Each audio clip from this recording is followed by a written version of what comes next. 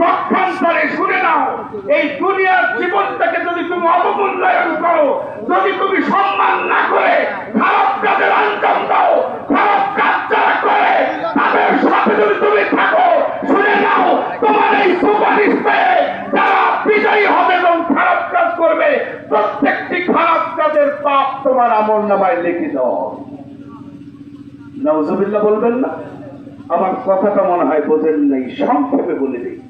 দুনিয়ার জীবনে ওই ব্যক্তিরা মূল্যায়ন করছে না, ওই ব্যক্তিরা দুনিয়ার জীবনকে প্রাধান্য দিচ্ছে না যারা আমরা তমিকে বাদ দিয়া, কল্যাণকর রাস্তাকে বাদ দিয়া, কল্যাণকর কাজের আঞ্জাম দেওয়া বাদ দিয়া যারা অন্যায় কাজের দিকে ধাবিত হচ্ছে, অন্যায় ব্যক্তিদেরকে সমর্থন দেওয়ার জন্য উঠে পড়ে লেগেছে। আল্লাহ সেই কথাটাই বললেন যে তোমরা ভালো কাজের পরিবর্তে যারা খারাপ কাজ করো, খারাপদেরকে সুপারিশ করো, তারা শুনে নাও তোমার সুপারিশ পেয়ে যারা খারাপ কাজ করার সুযোগ